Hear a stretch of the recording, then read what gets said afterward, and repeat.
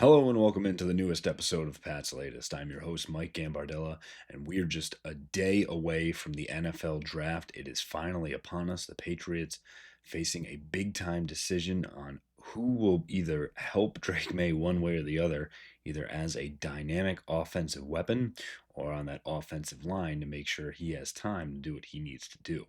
Before we get into that and everything else, make sure you go down and subscribe for our channel. Make sure you get in the comments and let us know what you think of the latest rumors surrounding the Patriots on who they actually may select. And make sure you go back and give us a like if you like what you hear and check out our other videos. We start today with Drake Maye and hearing from his teammates the latest on what is going on with the second-year signal caller out of UNC. And obviously, Drake Maye had an interesting journey in his rookie season, starting the year on the bench behind Jacoby Brissett, and for a team that clearly was a little bit behind the eight ball as it comes to talent level in the NFL. That said, he earned his starting spot and eventually showed himself that he was a starting caliber quarterback in this league, and as a young player obviously has a very high ceiling. Now, where we're seeing a lot more growth, and it is the offseason, so you're not going to be able to point to the stats, but where Drake Maye is developing as a leader. And Pop Douglas on the media rounds spoke on the confidence that is growing in Drake Maye. And Pop Douglas went so far as to say that that confidence is absolutely through the roof right now. This is 100% Drake Maye's team, further evidenced by the fact that the Patriots traded away another young quarterback who seemed to be developing quickly in Joe Milton to further cement Drake Maye as that QB1 status and Josh Dobbs as the backup. And it'll be interesting to see, likely NFL drafts Saturday in those rounds 5, 6, and 7, if the Patriots do end up taking a third quarterback as well. But to keep it on Drake Maye, Pop Douglas added that he's becoming a good leader and he's more vocal than ever. And the huddle is different. This is not rookie Drake Maye who's finding his voice. This is an established starting quarterback in the NFL. And really, you would say there's 32 jobs. There's probably only 25 of them that are truly established, and Drake May can now stake his claim for that. Um, Pop Douglas also said that when Drake first got there, it was super fast. Things move quickly. Pop said he was nervous, and rightly so for a rookie entering the NFL, right? At any position, let alone the quarterback, which is a daunting one at that. But Pop ended with saying he says it with swagger now, how he addresses his teammates in the huddle. And that's what you want to see from your starting quarterback, is that someone who knows that they have the arm talent, the ability, the command of an offense, the respect of his teammates, and being able to compete at a truly high level. And no matter what the Patriots end up doing in the NFL draft, it really will hinge on the development of Drake Maye to say that if the Patriots, you would say after four-win season, they absolutely will be able to make improvement, but could they be potentially a playoff team in 2025? Looking at that draft, the latest rumors swirling around those teams picking at 2 and number 3. We pretty much know that Cam Ward will go number 1 overall to the Tennessee Titans. Has not been officially announced, but all signs pointing that way. The teams at 2 and 3 would be the Cleveland Browns and New York Giants, respectively. Excuse me. And it's now being reported that they are not hanging up the phone when other NFL teams are calling to see if they can move up to those spots. Now, obviously, the top 2 players in this draft are Travis Hunter and Abdul Carter, and teams would be silly not to call and say, well, what's it going to take for us to get there?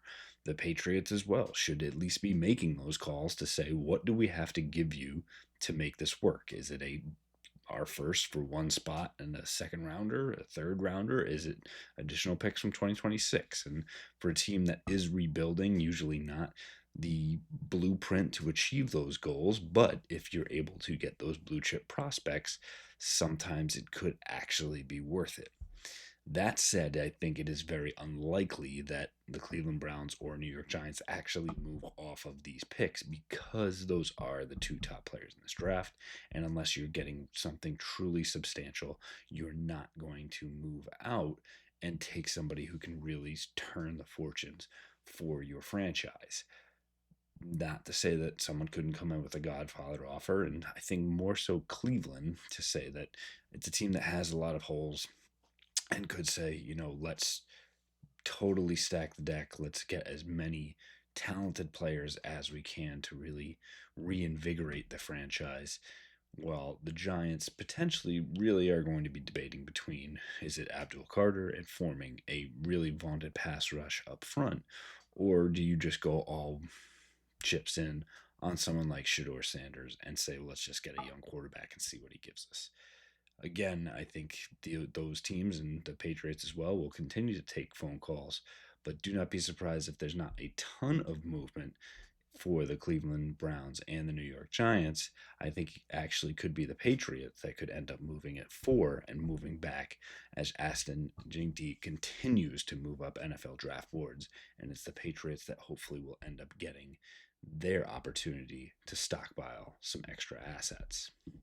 Speaking of those extra assets, it could actually be Texas offensive tackle Kelvin Banks that could be the target if the Patriots do end up moving back. The Pats actually hosted him for a top 30 visit this week before the NFL draft, and were thoroughly impressed with what they saw.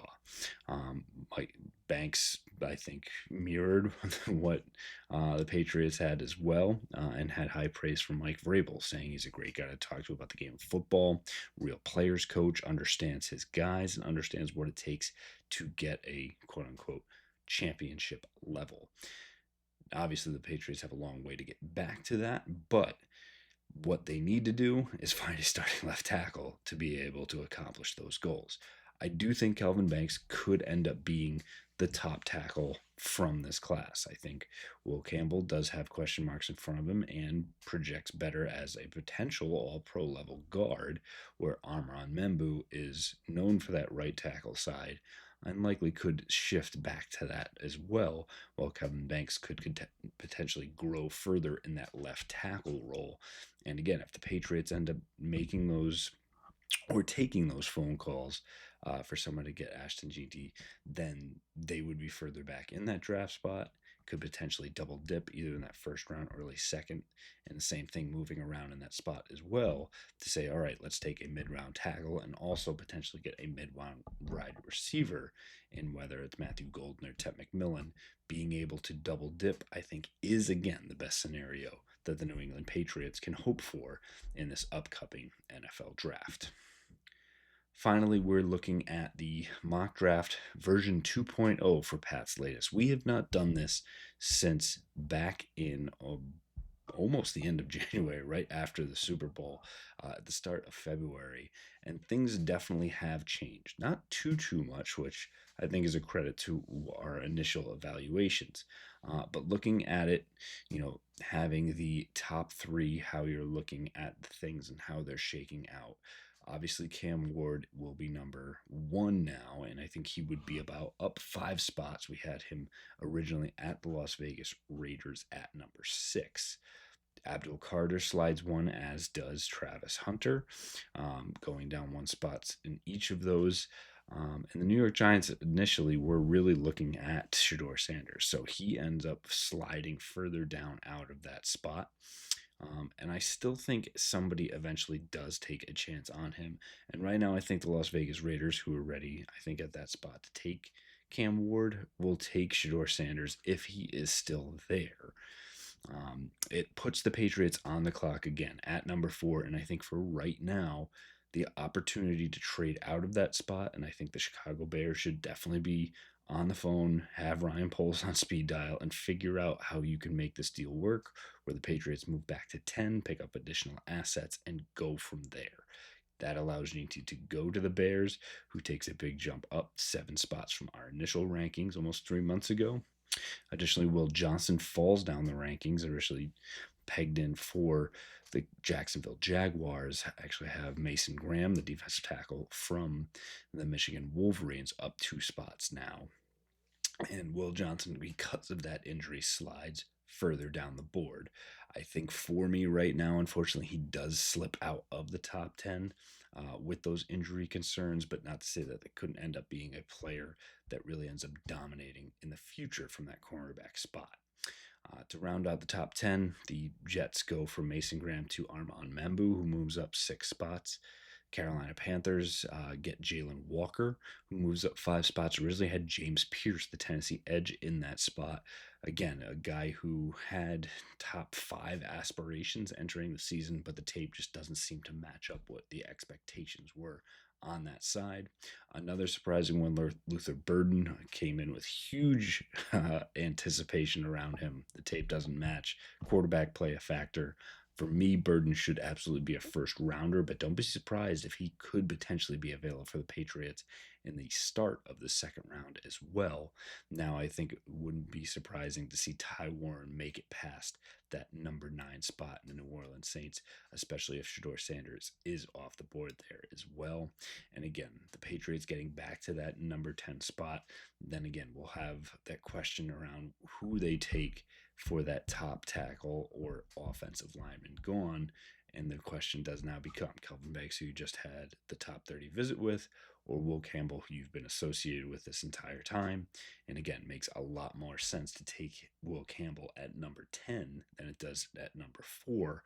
You solidify a spot on that offensive line, probably can start it at tackle, and then eventually get to guard in future years based upon who you're able to actually pick up in free agency and future drafts as well. There are a lot of options still at play here for the New England Patriots. We are just over 24 hours away from this all shaking out. We will have updates after each round of the draft for you, breaking down each of the New England Patriots picks and how they fit in, as well as any other trades that they end up making, and hopefully some additional assets to help out Drake Maye and make that playoff spot a reality in 2025. That'll do it for us on this episode of Pat's Latest. Again, make sure you go down and subscribe for our channel.